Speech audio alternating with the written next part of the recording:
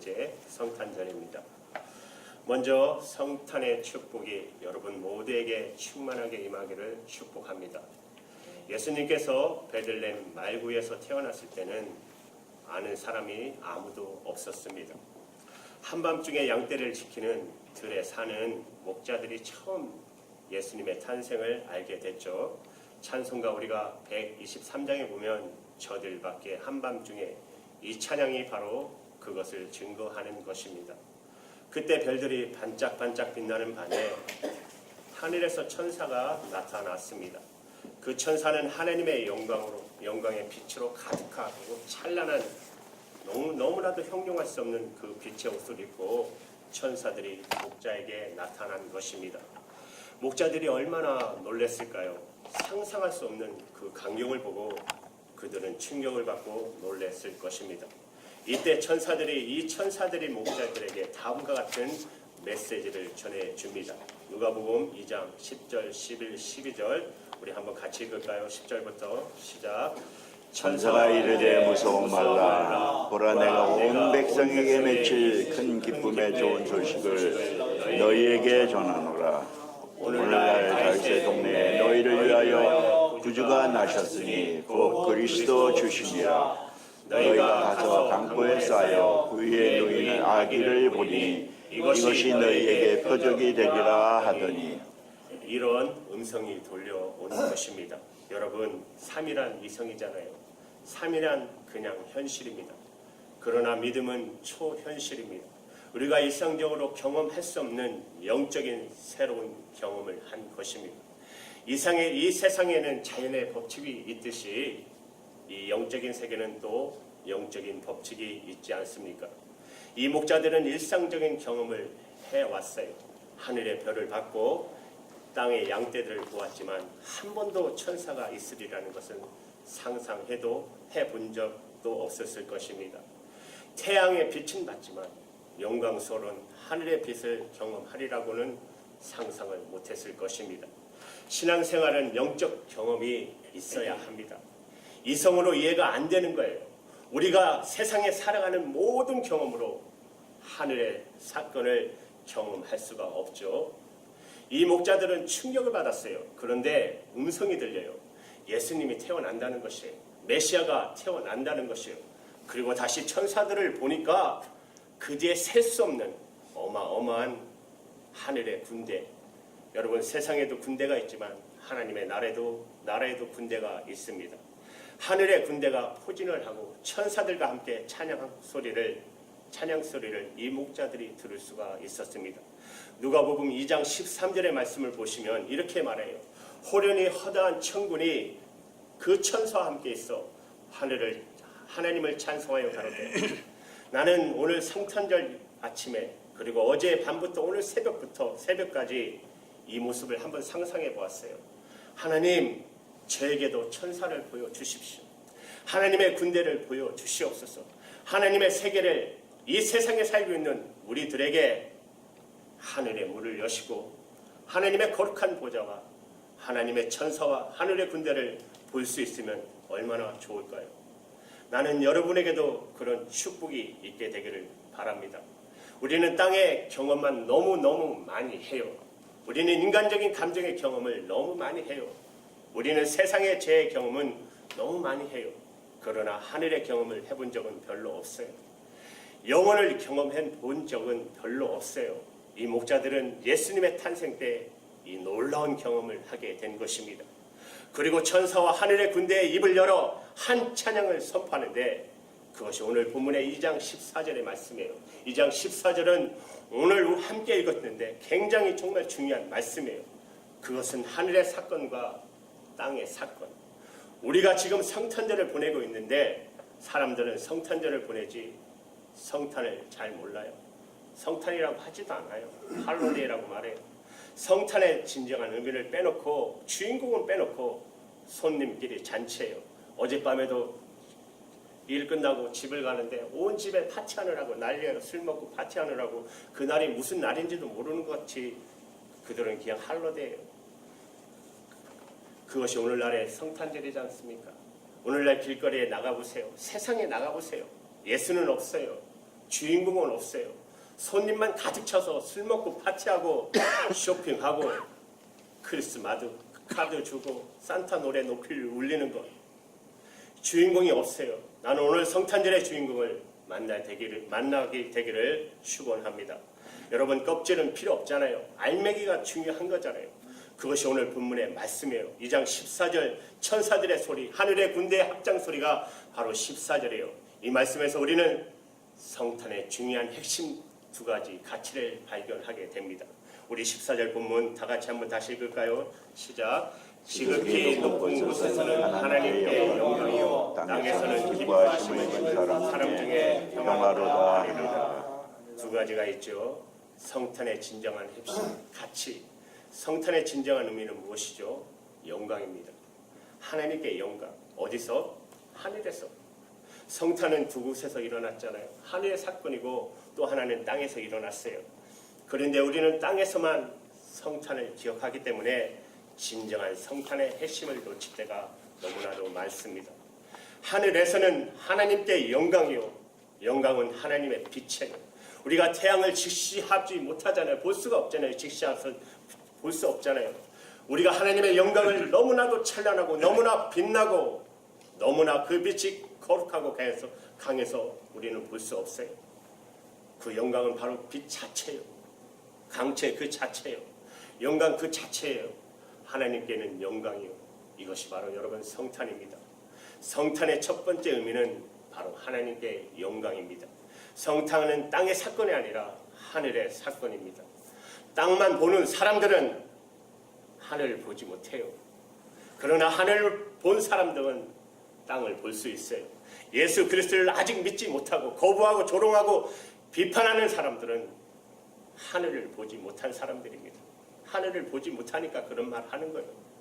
땅만 보기 때문에 하늘에서 어떤 일이 벌어졌는지 그들은 상상조차 하지도 못해요. 예수님은 성령으로 잉태하셨어요.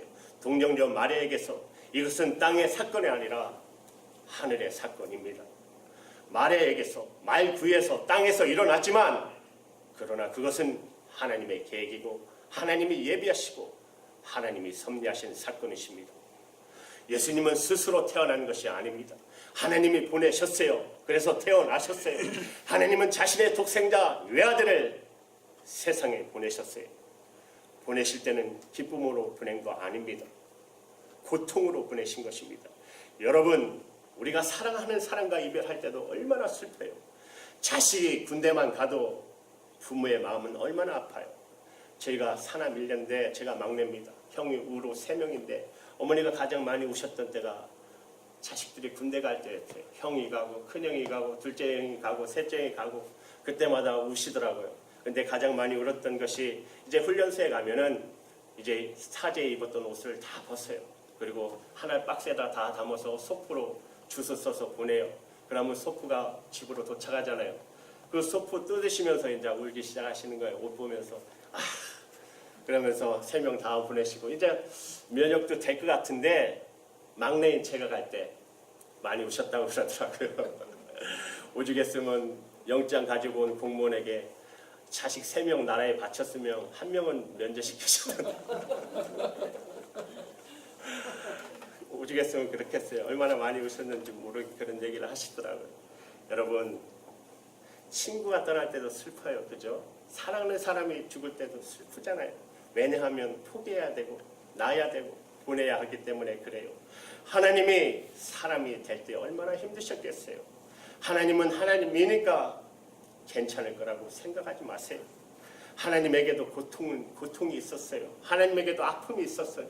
하나님께도 눈물이 있다고요. 왜냐하면 자기 외아들 예수 그리스도를 세상에 보내서 십자가에 못 박혀 죽여야 하기 때문에 그래요. 그래도 하나님이 자기 아들을 세상에 보내신 까닭은 사랑 때문에, 우리를 사랑하기 때문에. 여러분, 부모가 자식을 사랑하기 때문에 고통을 겪잖아요. 부모가 자식을 사랑하기 때문에 말도 안 되는 희생을 하잖아요. 가치가 있어서, 조건이 있어서, 이유가 있어서 그렇게 하는 거 아니잖아요. 이유는 없지만, 조건은 없지만, 가치도 없지만 딱 한 가지 이유, 오직 사랑하기 때문에. 하나님은 우리를 사랑하기 때문에 자기 외아들 예수 그리스도를 세상에 보내신 것입니다. 이것이 바로 성탄입니다. 동정녀 마리아를 통해서 말구에 가장 낮은 자리에 아무 누구도 환영하지 않는 그런 척박한 곳에 자기 아들을 보냈을 때 하나님은 얼마나 고통스러웠겠어요. 그렇지만 하나님은 예수 그리스도를 세상에 보내기로 결정하셨습니다. 그리고 계획하셨습니다. 섭리하셨습니다. 그래서 예수님이 이 세상에 태어났습니다. 그렇기 때문에 바로 그 순간, 예수님이 세상에 태어나는 바로 그 순간 하늘에서는 하나님께 영광이 된 것입니다. 나는 오늘 여러분들이 성탄절 가장 아름답게 축하하는 방법은 하나님의 영광을 경험하는 것입니다. 하나님의 그 영광, 하나님의 그 영광, 하나님의 승리, 고통을 지나서 포기를 지나서 하나님의 그 슬픔을 지나서 역사하신 하나님의 승리, 그 거룩하신 하나님의 기쁨, 하나님의 영광, 이것이 바로 성탄입니다. 하나님의 영광을 다른 말로 하면 거룩입니다. 하나님의 거룩. 사랑하는 여러분, 성탄절은 좋은 옷 입고 카드 보내고 선물 받고 즐거워하는 것만이 성탄이 아니라 하나님의 마음을 깨닫는 것이 성탄입니다. 오늘 나는 여러분이 거룩을 경험하기 바랍니다. 하나님의 거룩, 하나님의 영광, 하나님의 그 마음, 오늘 이것이 여러분에게 임하기를 축원합니다. 우리 모두는 정말 천국에 올라갔으면 좋겠어요. 하나님의 그 승리의 마음을 보면 좋겠어요. 하나님의 그 승리의 마음을, 완성의 마음을 우리가 다 같이 경험했으면 좋겠어요. 여러분, 두 번째입니다. 성탄의 진정한 의미는 땅에 있었어요. 첫 번째는 하늘이었고 두 번째는 땅입니다. 하나님의 기뻐하심을 입은 사람들 중에 평화로다. 다른 말로 하면 은혜를 입은 사람들 중에 평화로다. 땅에서 기적이 일어났어요. 땅에서 은혜가 나타났어요. 그것이 바로 성탄입니다. 따라서 이 성탄을 통해서 사람에게 베풀어 주신 은혜는 평화입니다. 나는 여러분들의 예수님의 평화가 여러분에게 임하게 되기를 축원합니다. 우리가 살고 있는 이 제약된 세상은 갈등과 전쟁과 폭력과 미움과 분열로 가득 차서 사람들의 얼굴에 평화가 사라졌어요. 어두워요. 지옥의 얼굴을 하고 있어요. 절망 중에 있었어요. 그런데 예수님이 오셨어요. 이 세상에 오셔서 바로 성탄이죠. 그리고 십자가에 못 박혀 죽으심으로 죄는 사라졌어요. 저주는 사라졌어요. 가난은 사라졌어요. 갈등은 사라졌어요. 미움은 사라졌어요. 그래서 마음속에 하늘의 평안을 주신 것입니다. 여러분, 에베소 2장 14절 16절까지 한번 보십시오. 우리 한번 같이 읽을까요? 이 말씀도 14절부터 시작. 그는 우리의 합평이시라. 둘로 하나를 만드사 중간에 막힌 담을 하시고 원수된 것 곧 의문에 속한 계명의 율법을 자기 육체로 폐하셨으니 이는 둘로 합의 안에서 한 세 사람을 지어 합평케 하시고 또 십자가로 이 둘을 한 몸으로 하나님과 화목케 하려 하심이라. 원수된 것을 십자가로 소멸하시고. 성탄은 살롬입니다. 성탄은 평화입니다. 전쟁은 끝났습니다. 미움은 끝났습니다. 분열도 끝났습니다. 예수님 가는 곳마다 평화가 이루어졌습니다. 저 북한 땅에 평화가 필요합니다. 저 중동에도 평화가 필요합니다. 시리아, 이라크 얼마나 지금 고통받고 있어요. 아프가니스탄, 저 아프리카에 가난하고 고통받는 그들에게도 평화가 필요합니다. 사랑하는 여러분, 아프리카에 한 끼 식량을 없어서 한 끼 식사를 못하는 수많은 어린아이들, 여러분 그들을 생각하십시오. 그들에게도 평화가 필요합니다. 여러분, 그러나 이 평화를 말할 때 우리는 조심할 때가 있습니다. 바로 가짜 평화예요. 사탄은 우리에게 가짜 평안을 가르쳐 줍니다. 평화, 요즘 이 세상에서 가장 많이 쓰는 단어가 바로 평화라는 말이에요. 그렇죠? 가짜 평화예요. 진짜 평화는 오직 예수 그리스도로 말미암아 주시는 평화입니다. 저는 혼돈하는 우리 나라에 새로운 평화가 넘치기를 바랍니다. 예수님은 어떤 분이십니까? 평강의 왕이십니다. 여러분, 예수님을 전하셔야 돼요. 그곳에 평화의 꽃이 피게 될 것입니다. 예수 그리스도를 자랑하십시오. 그러면 평화가 넘치게 될 것입니다. 여러분, 두 번째, 예수님은 어떤 분이신가? 화목 제물이십니다. 여러분 요한 1서 2장 2절의 말씀을 보십시오. 2절에 이렇게 말씀해요. 저는 우리 죄를 위한 화목 제물이니 우리만 위할 뿐 아니요 온 세상의 죄를 위하심이니라. 평화를 위해서 화목, 평화의 제물, 화목을 위해서는 화목의 제물이 필요합니다.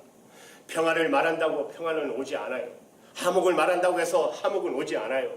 평화를 위해서 제물이 필요해요. 그래서 구약에서는 여러분 짐승을 잡아서 피를 흘려서 제물을 삼았습니다. 그러나 예수님께서는 친히 이 땅에 오셔서 친히 자기가 십자가에 못 박혀 피 흘려 죽으심으로 예수 그리스도께서 화목 제물이 된 것입니다. 사랑하는 여러분, 나는 여러분들이 정말 평화의 사도들이 되기 바랍니다. 주여 이 성탄절에 온 세상의 평화가 선포되게 하여 주옵소서. 남북이 화평과 통일되게 하여 주시고 우리 민족의 이념의 논쟁이 끝나게 하시고 갈등과 환난 속에 있는 우리 민족에게 평화가 임하게 주옵소서. 모든 사람이 평화롭게 하여 주시옵소서. 하나님 분쟁과 전쟁과 미움이 사라지게 하여 주옵소서. 여러분 이 성탄절날 오늘 이런 기도 여러분 드렸으면 좋겠어요. 주님, 우리 부부 사이의 평화가 필요합니다. 부모와 자녀 사이의 평화가 있게 하여 주옵소서. 나는 여러분의 가정에 정말 예수님의 평화가 넘치기를 축원합니다. 나는 여러분의 영혼에도 하나님의 평화가 있게 되기를 바랍니다. 몸이 아프신 분들, 잠들지 못하는 분들, 불안한 마음이 있는 분들, 항상 근심 걱정에 불안해서 힘들어하시는 분들에게 예수님의 평화가 오늘 임하시기를 축원합니다. 여러분 그렇습니다. 하늘에는 하나님께 영광이요 땅에서는 하나님의 은혜를 입은 사람들의 평화로다. 여러분 바로 이것이 성탄이에요. 오늘 성탄의 축복이 여러분에게 흘러 넘치기를 축원합니다. 평강이 있을지어다. 여러분 우리 좌우에 있는 형제들에게 평강이 있을지어다 한번 하세요. 선포하십시오. 평강이 있을지어다.